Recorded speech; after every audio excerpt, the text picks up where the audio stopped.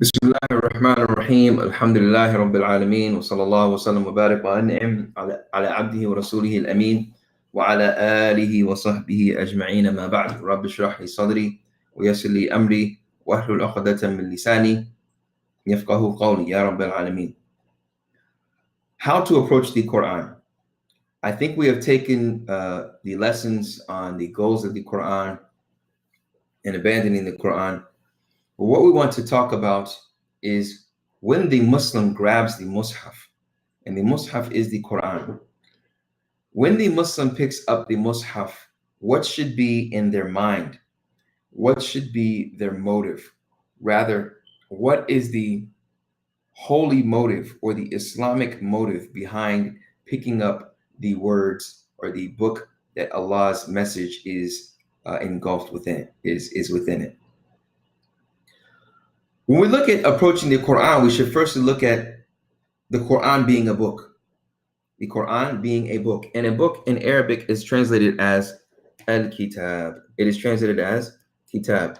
And kitab linguistically comes from takattub, yani to put something that is mu'allaf, that is something that is put together or brought together. So when we look at the word kitab, we see that it is the words and statements of Allah that have been put together for a purpose.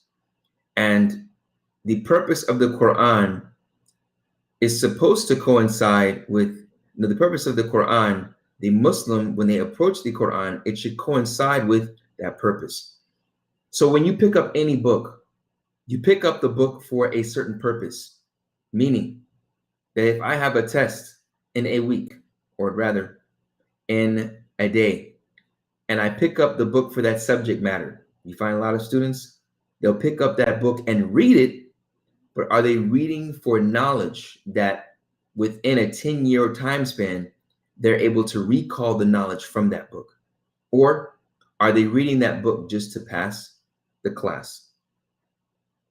This is what is important. Or are they reading that book to argue with someone or to prove a point? They had a previous argument or previous discussion, previous disagreement, and he wants to go to that book primarily to find the point that he wants to get across. And as soon as he finds it, the book is closed, gets dust, or returns it back to the library. He never really read the book. He read a portion of the book. So when we look at that and understand that reality, and it is a reality, I think those three scenarios plus many more are many that we have encountered. When we look at the Quran, should it be approached in any of those ways that were mentioned? When we look at the Quran and we understand the purpose that the Quran was brought, we understand the stories and the morals behind those stories. When we open the Quran and read it, what are we reading it for? And that's what we want to talk about today. What is the methodology when it comes to taking the Quran and opening it and reading it? Now, when we talk about reading the Quran, it doesn't necessarily have to be in obviously the Arabic language, because you don't understand that. If you don't understand the Arabic language, even if you're reading the Arabic, inshallah, by the end of these seminars, you've taken the letters classes that we have along with this, and you'll be able to read the Quran, but still you won't understand it as a language. You're not able to articulate it yourself, nor when you read it, you understand what kataba means or dhahaba. Even though you're able to read dhal fatha that ha fatha dhaha ba fatha ba dhahaba, you're able to read that, but what does it mean? What does it translate to mean? Right? We don't know that yet. So reading in your language is sufficient. It'll get the general meanings across. It'll never reach the level of learning the Arabic language and reading it in Arabic while understanding the Arabic. But the general message that is sufficient for you to worship Allah will be obtained, God willing, with some messages that may need clarification. When approaching the Quran, we have to understand that generically, we would say, as you come into a religion, come with an open heart and an open mind. But what does that really mean? When I come into Islam with an open heart and an open mind, especially nowadays in the West, someone may approach religion because they're skeptic. How can one really engulf the beauty of a religion if they come totally skeptic. Not to say that it's not possible for someone to be guided, but for someone to totally engulf when they hear the message of Islam or any religion, and they're skeptic of following that, or they're skeptic of accepting what is true. If they hear truth, that can be a distraction and a deterrent from being guided. If you come into an argument or a disagreement and preliminarily you're thinking to yourself, I'm not going to accept anything that he says. I just want to get my point across and I don't want to hear what they have to say. Then there's no use for the argument. There's no use for the discourse or the conversation with the person, because they already have a perception that they're right, and they don't want to accept the possibility of being wrong. They don't want to obtain knowledge. Okay, so when someone approaches the Quran, do they really have an open heart and an open mind? Even Muslims, even yourself, like when you came into Islam, you had an open heart and an open mind. With the odds against you, family, friends, society, you see that, especially for the Muslim woman, the woman, you see that there may be odds that are against you with your friends and family, your job, but you come into this faith because you wanted to go to heaven. You wanted to be guided. You wanted to live your life as a person that God is pleased with. Now, to be realistic, some of you men came into Islam because of your boyfriend, girlfriend, husband, wife, son, daughter, father, mother, uncle, aunt, etc. You really never understood the faith, but you came into Islam because you respect the person that told you. You've seen their life come around. You've seen how they're a moral individual, and they said, look, if it wasn't for God, if it wasn't for the religion of Islam, I wouldn't be this person that you so admire. So due to the fact of your relationship with that person, you trust that person. So you're approaching the religion based off your relationship with that person, but you've never taken the opportunity to learn what the religion is about. That may be the case. Is that wrong? Not necessarily. But make sure when you approach the religion, you have an open heart and an open mind. Even though you have come into the religion because of a person, there will be a final frontier for you, to where you will have to choose to pray after being in it for maybe 30 days, and it's not convenient for you, and your friend is not around. How are you going to approach that? What is your methodology when it comes to practicing and implementing this acknowledgement of Islam that you made a month ago because of your friend? So when we look at the Quran, how do we approach it? With an open heart and an open mind. But what does that mean? You know, the Quran, Allah's name, one of his names is An-Nur. And the Quran terms itself as a Nur also. And Nur means light. If I was to turn off the light right now, I wish I had the switch close to me, you wouldn't be able to see me. Therefore, you would not be able to distinguish where I am. If I was to turn off the light, you would possibly be disinterested in the lesson. The light is on, you're able to distinguish where I am. If the volume was down, you would be able to even probably distinguish what I am saying. The light being on, you're able to see that I'm in a white background. The light being on, you're able to see that there are blinds and they're turned upward. You're able to see that there are hinges for a door next to the window that's covered by the white blinds. You're able to see that there are blinds on the door even. All of this are small intricacies that allow you to determine and even estimate or guesstimate where I am, home, office, etc. So light elaborates the setting. Light shines on objects to further allow you to be guided. metaphorically and literally. So when we look at the Quran as nur, it sheds light on the heart to further be guided. But when we approach the Quran and we don't allow the Quran to be the nur of our life, this is where the approach can be adulterated, and it's not the correct way to approach the Quran. What do I even mean by that?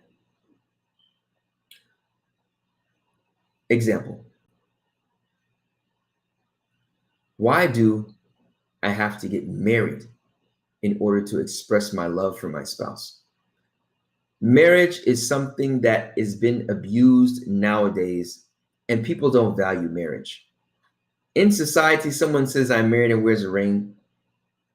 Over 50% of people cheat. So there's no need for marriage.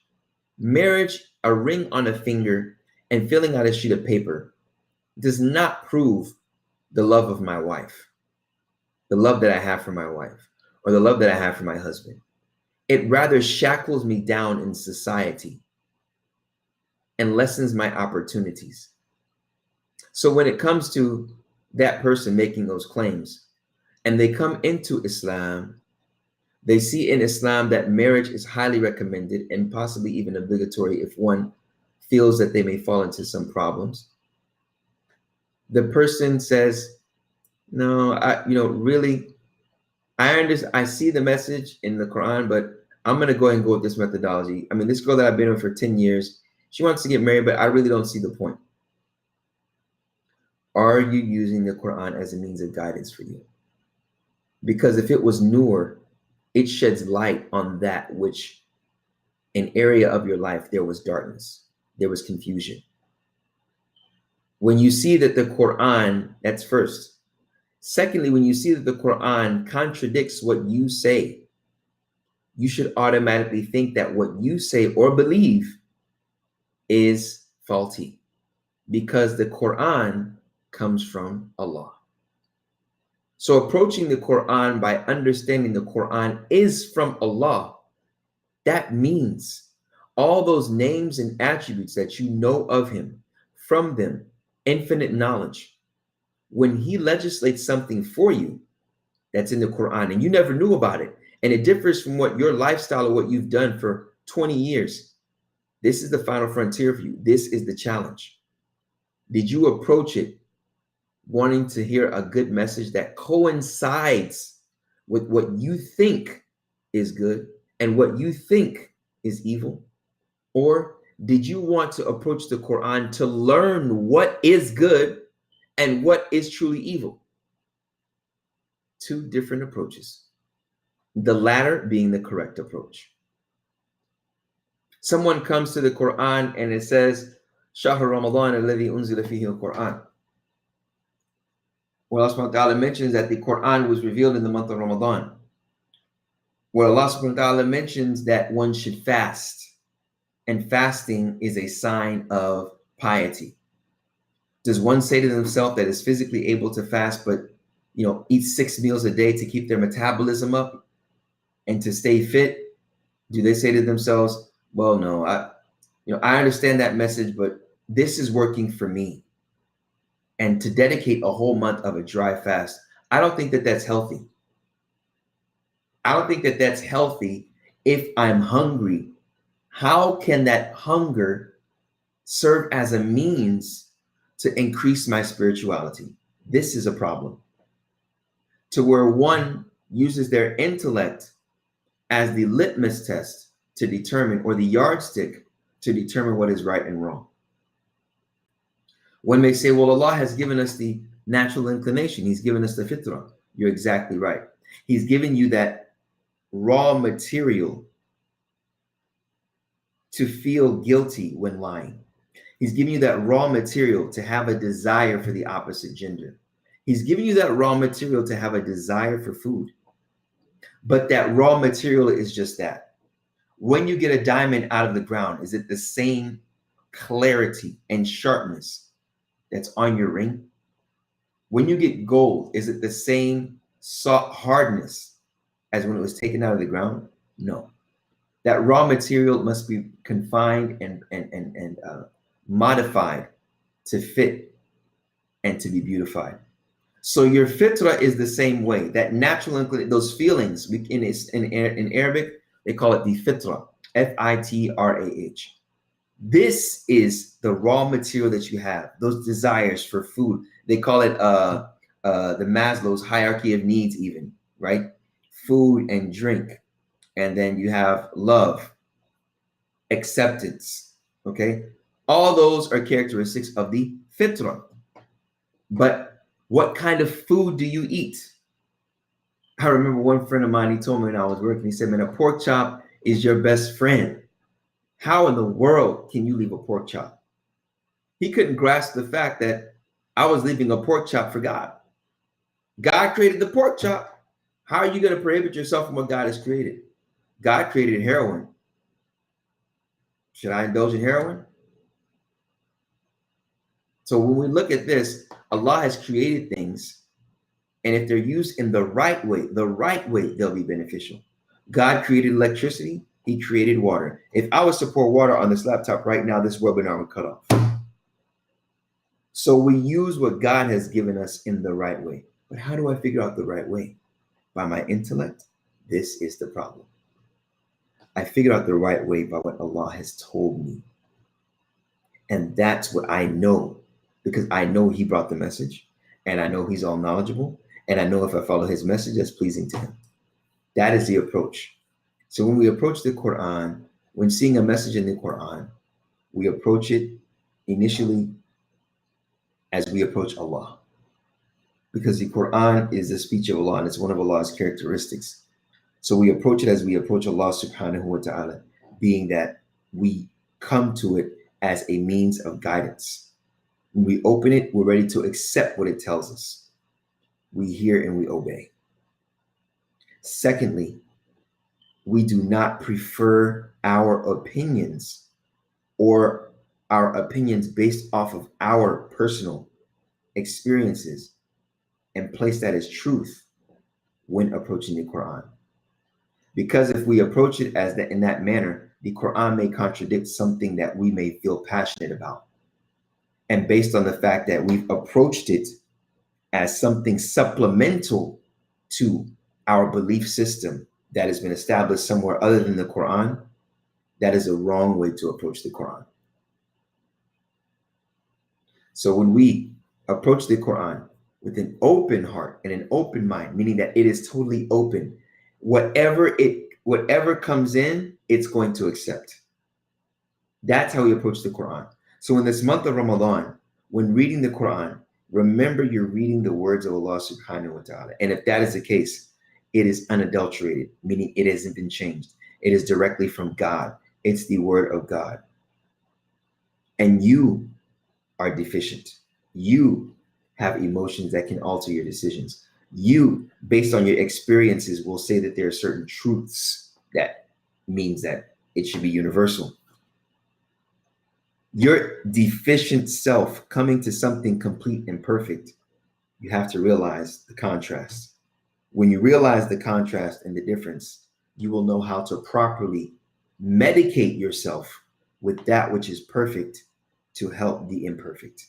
And that is exactly the relationship that the Muslim, the human, has with their God, and the relationship that the human should have with the Quran.